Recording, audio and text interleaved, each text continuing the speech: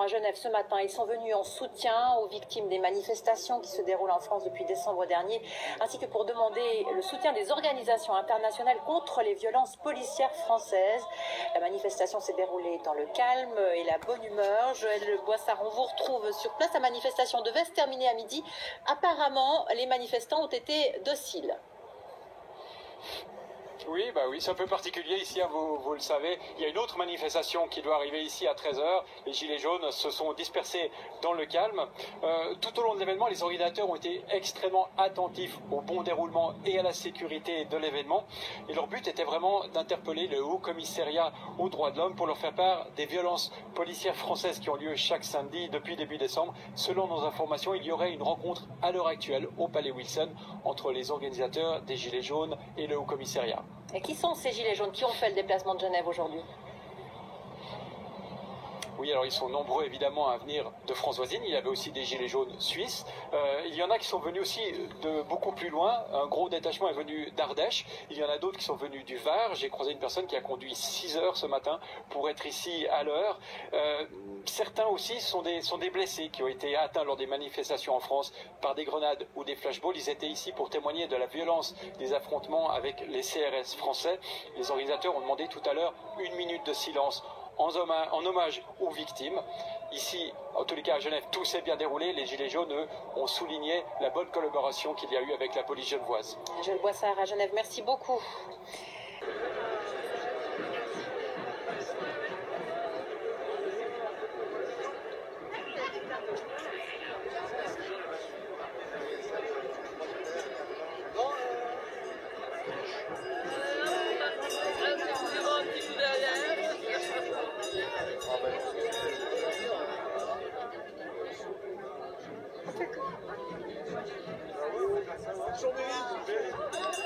Ah, Chambéry.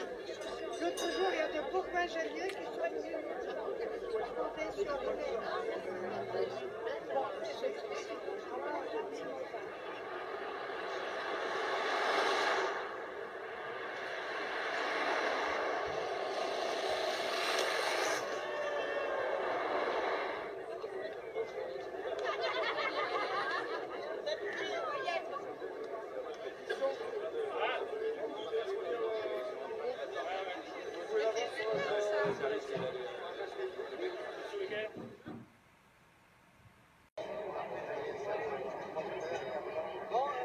Rami, 15 ans, œil perdu, tir de LBD 40.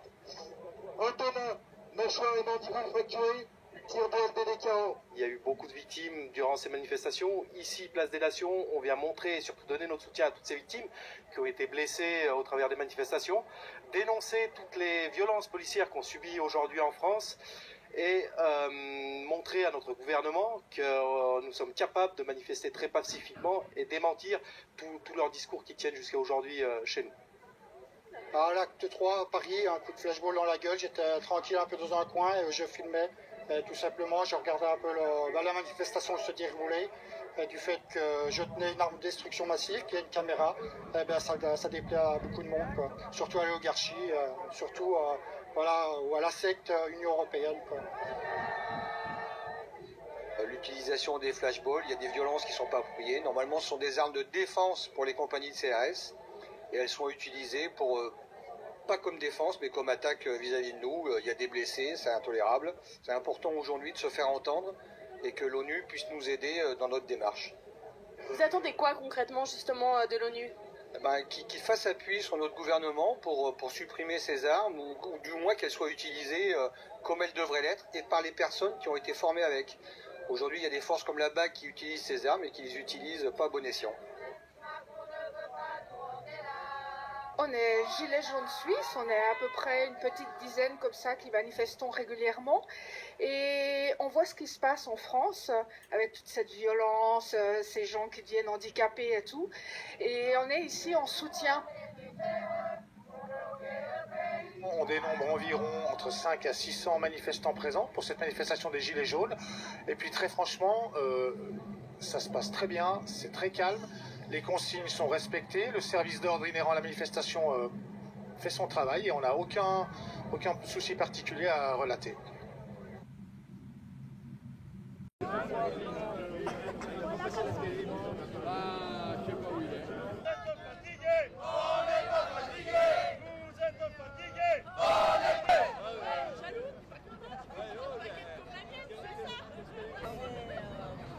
Politiquement correct, voilà, par rapport à l'ONU, par rapport à...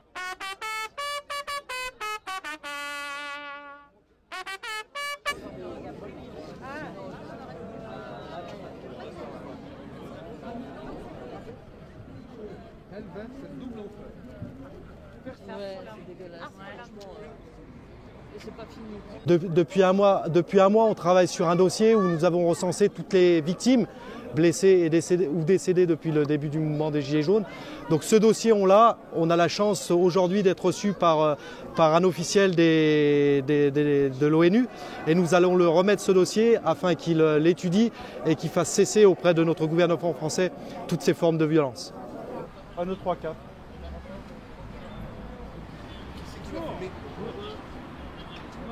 On vient ici demander une aide à l'Organisation des Nations Unies au travers de ce dossier. Quand vous avez des personnes, des citoyens français qui se retrouvent avec des yeux en moins, des mains arrachées, des fractures ouvertes, des crânes fendus, il faut faire stopper tout ça et c'est cette demande que nous venons faire ici aux Nations Unies.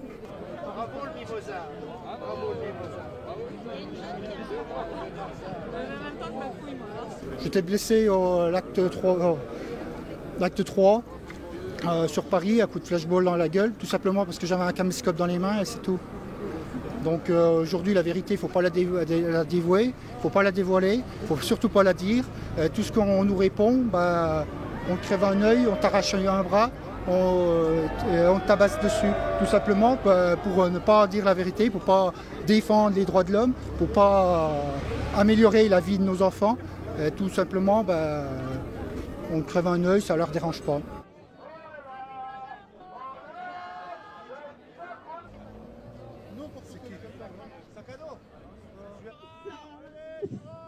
Franchement, ça me touche énormément.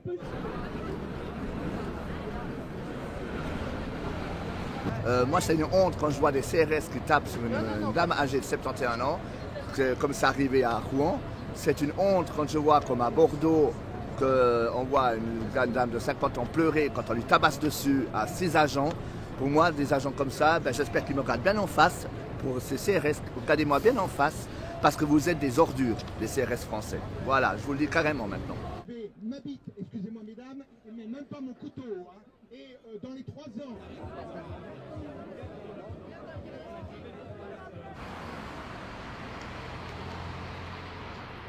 Frédéric, main arrachée par une grenade F4, Bordeaux. Mathilde, blessée à l'œil, liaison interne, tir de LBD 40. 288, c'est le nombre de victimes recensées par leurs soins depuis quelques semaines. Ils ont tenu à leur rendre hommage, ainsi qu'aux 12 personnes décédées depuis 3 mois et aux plus de 2000 blessés en France. Une minute de silence, sous la chaise amputée. Le symbole est fort pour ces centaines de gilets jaunes qui condamnent la répression policière et ses abus, disent-ils.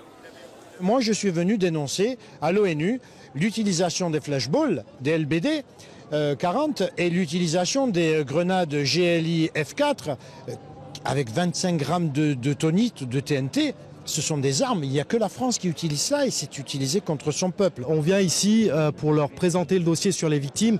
On demande qu'ils prennent en considération toutes ces victimes et qui viennent interpeller notre gouvernement à ce sujet-là qui fait depuis longtemps la sourde oreille sur tous les blessés et tous les morts qu'on a depuis le début du mouvement des Gilets jaunes.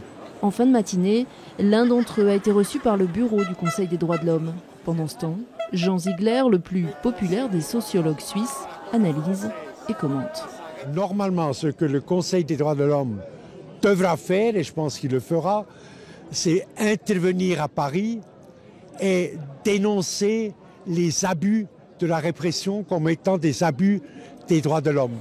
12 heures, c'est la fin annoncée de la mobilisation très encadrée à la Suisse.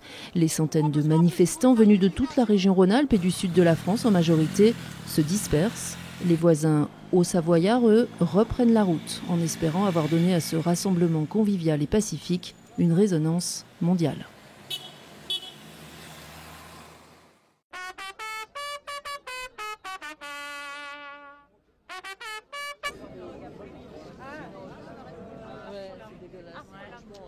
Depuis un mois, on travaille sur un dossier où nous avons recensé toutes les victimes blessées ou décédées depuis le début du mouvement des Gilets jaunes. Donc ce dossier, on a la chance aujourd'hui d'être reçu par un officiel de l'ONU et nous allons le remettre ce dossier afin qu'il l'étudie et qu'il fasse cesser auprès de notre gouvernement français toutes ces formes de violence. On vient ici demander une aide à l'Organisation des Nations Unies au travers de ce dossier. Quand vous avez des personnes, des citoyens français qui se retrouvent avec des yeux en moins, des mains arrachées, des fractures ouvertes, des crânes fendus, il faut faire stopper tout ça et c'est cette demande que nous venons faire ici aux Nations Unies. J'étais blessé à l'acte 3 sur Paris, à coup de flashball dans la gueule, tout simplement parce que j'avais un caméscope dans les mains et c'est tout. Donc aujourd'hui la vérité, il ne faut pas la dévoiler, il ne faut pas la dévoiler, il ne faut surtout pas la dire. Tout ce qu'on nous répond, on te crève un œil, on t'arrache un bras, on te tabasse dessus. Tout simplement pour ne pas dire la vérité, pour ne pas défendre les droits de l'homme, pour ne pas améliorer la vie de nos enfants. Tout simplement, on crève un œil, ça ne leur dérange pas. Moi, c'est une honte quand je vois des CRS qui tapent sur une dame âgée de 71 ans, comme ça arrivait à Rouen. C'est une honte quand je vois, comme à Bordeaux, qu'on voit une dame de 50 ans pleurer quand on lui tabasse dessus à 6 agents. Pour moi, des agents comme ça, j'espère qu'ils me regardent bien en face. Pour ces CRS, regardez-moi bien en face, parce que vous êtes des ordures, les CRS français. Voilà, je vous le dis carrément maintenant.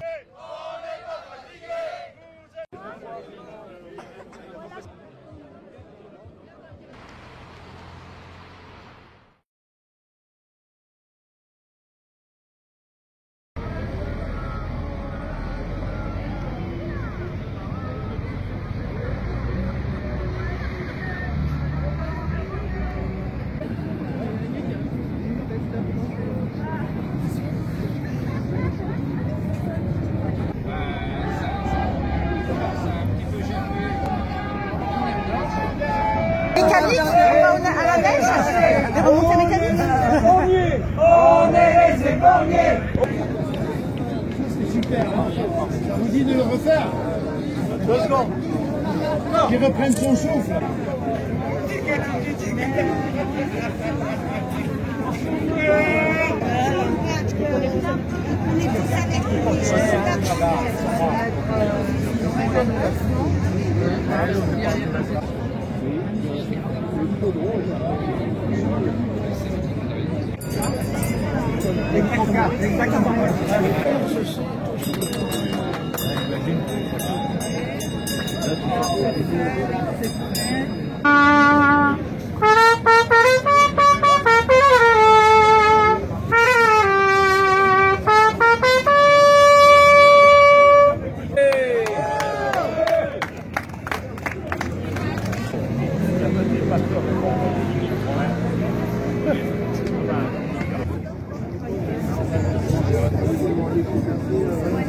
On ne sait pas, en France, elle a une importance mondiale, à cause de ça.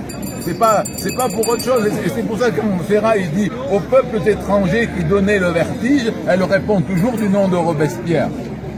C'est tout ça. Il y a tout ça derrière. Quand Ferrat il dit ça, il y a tout ça derrière. Il faut entendre tout ça. C'est pas dit derrière, mais c'est tout ça qu'il veut dire. C'est Haïti, parce qu'Haïti, si tu veux, le soulèvement d'Haïti est dû à la colonisation. Il y a eu une guerre épouvantable parce qu'ils ont emprisonné tout ça, l'aventure, là, quelque part à côté de Pontarlier. Mais ils ont été vaincus. La France a été vaincue. Elle a été vaincue par la malaria, elle a été vaincue. La France napoléonienne a été vaincue.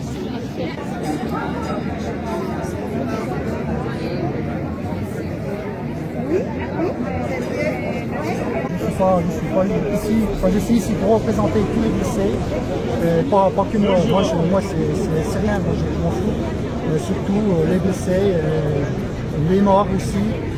C'est pas pour voilà, le fait qu'on nous donne une réponse de la sorte, ça veut bien dire ce que ça veut dire.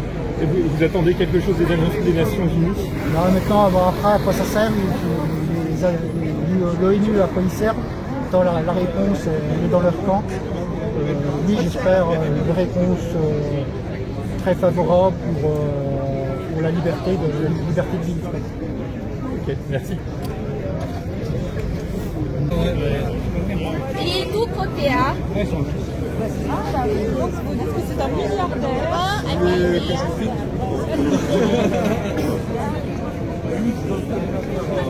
C'est qui pour vous ce milliardaire?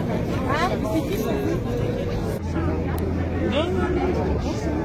Et en plus, un milliardaire.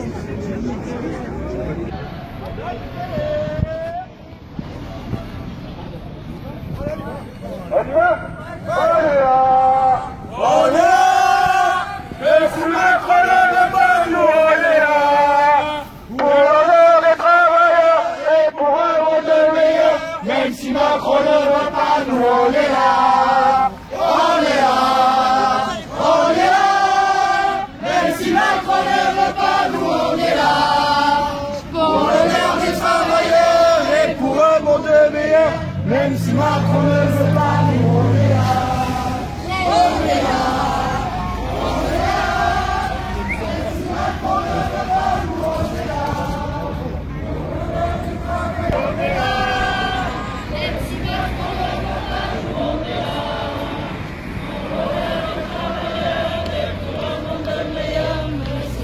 ne veut pas nous, on est là.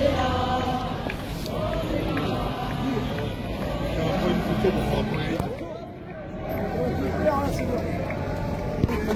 pour un monde meilleur, même si Macron ne veut pas nous, on est là.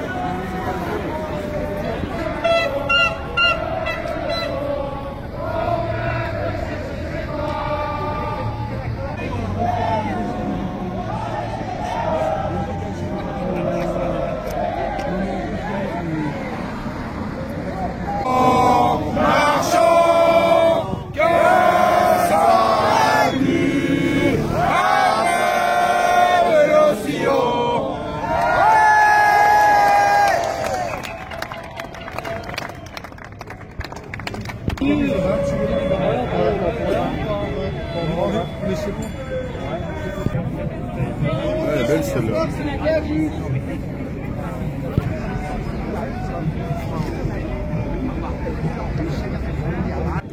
Mais ce que les gens n'ont pas calculé, et là je vais faire un cours de mathématiques, je m'en excuse, c'est que 1 milliard, c'est 1000 fois plus qu'1 million. C'est pas 10 fois plus. On pense que, bon, 1 million, 1 milliard. C'est 1000 fois plus. Ces gens-là sont milliardaires. C'est ça, c'est des chiffres qui échappent à l'entendement. Ils ont une puissance, on ne peut pas rivaliser, il n'y a rien à faire en rivalisant. Et c'est ce ICE qui serait répercuté sur les petites entreprises, artisans, puisque cette somme, qu'elle ne soit peut-être pas supprimée, mais qu'elle soit reversée beaucoup plus chez ces artisans commerçants qui, eux, on va dire que ça leur suffirait peut-être pas, et qui, justement, embaucheraient peut-être quand même, avec certainement quelque chose de simple, concret, écrit, et alors, donc, ces personnes qui travailleraient... Ça ne crée rien. On déplacerait on distribue sur les PME. Si tu veux, moi j'ai une image. Les économistes disent on a injecté l'argent en haut, de façon à ce que par ruissellement, c'est ce qu'ils appellent le ruissellement, c'est un principe connu des économistes, sauf que ce ruissellement, il n'arrive jamais en bas. Il n'arrive même jamais au TPE, comme tu dis, et au PME. Il reste chez les gros.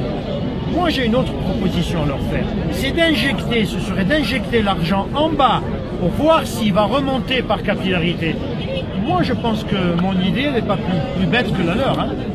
De toute manière, celui qui a très peu, qu'on lui donne un peu plus, lui voilà, va la dépenser, non pas pour dépenser, mais parce qu'il en a besoin à chaque fin de mois. Donc c'est intéressant qu'on donne effectivement à cette personne qui est dans le besoin, qui est réinjectée et qui enfin redémarre dans l'économie. Alors que ces autres personnes, la stock, puisqu'ils ont tout acheté. Vous pouvez compter sur eux, ils sont très bien organisés pour capter, capter tout ça, hein, sachant qu'on est dans une économie qui est proche de la récession, c'est-à-dire tout se contracte. L'approvisionnement énergétique en Europe se contracte depuis quelques années. Du coup, comme c'est l'énergie qui permet de produire, c'est l'économie. Et comme c'est l'économie, c'est le travail, c'est la redistribution qui est déjà mal faite à la base. Comment se fait-il qu'on pense l'inverse? Comment se fait-il qu'on pense l'inverse alors qu'un enfant de 5 à 6 ans sait que si il n'a pas d'argent, ça va être la récession, etc., il ne va pas y avoir de relance. Chacun sait, enfin un enfant le sait ça. Si vous lui donnez de l'argent, il va l'investir, il va le dépenser, ça va pas marcher. Comment se fait-il que nous, on ait accepté ce système alors? On n'a pas accepté, on nous dit, voilà, c'est comme ça. Alors on l'accepte, on le sait depuis longtemps, ça fait 30 ans que le salaire n'augmente pas, contrairement au salaire des grands patrons du CAC 40, qui eux explosent avec des parasites dorés, des machins, tout ça. Et exactement, au passage. C'est l'avantage de ce système capitaliste, c'est-à-dire il y a moins de production, donc moins de distribution. On peut pas la réformer, c'est eux qui la font. D'où le soulèvement citoyen. C'est eux qui font les...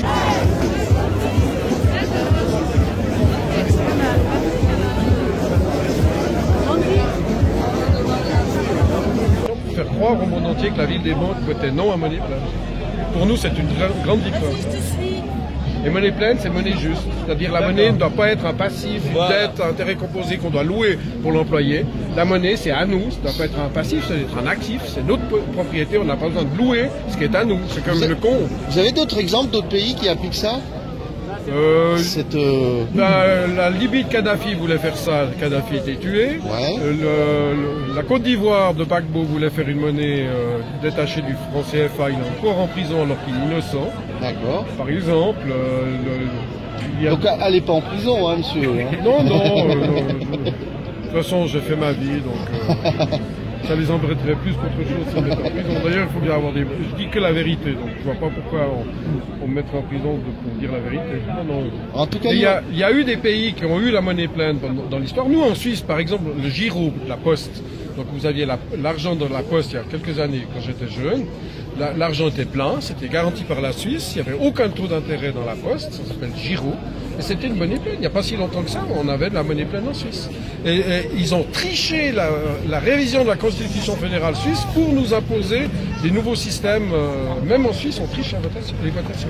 Donc soyez prudents avec le RIC, surveillez bien, si vous avez le RIC, comment ça se passe, les votations, et surtout pas d'électronique. Il y a un truc que j'ai appris par exemple en France qui est inouï, je l'ai appris de François Asselineau, il est venu donner une conférence à Lausanne. Savez-vous où ont été consolidés les résultats de la présidentielle française, les votes de la présidentielle française? Qui a consolidé les résultats? Est-ce que vous le savez, vous Français? Non. Ça a été fait à Austin, au Texas, aux États-Unis. Est-ce que vous trouvez normal qu'une démocratie comme la France doive consolider ses votes aux États-Unis? Est-ce que vous croyez qu'on peut consolider des votes aux États-Unis sans les tricher? D'accord.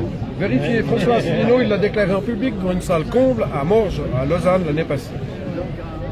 Moi, j'ai de la peine à croire qu'on ne triche pas, alors que la CIA a reconnu que la CIA intervient dans tous les processus démocratiques dans le monde entier, en commençant par l'Iran avec Mossadegh, etc., etc.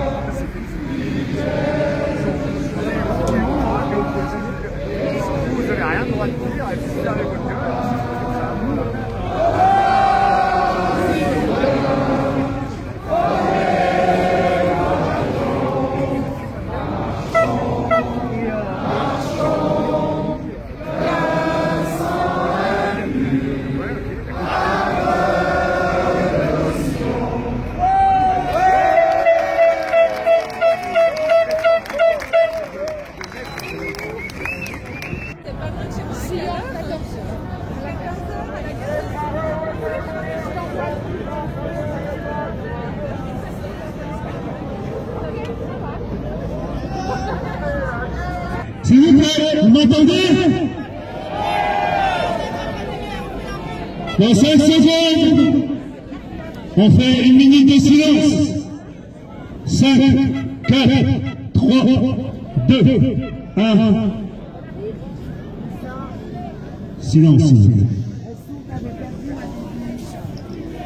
Silence.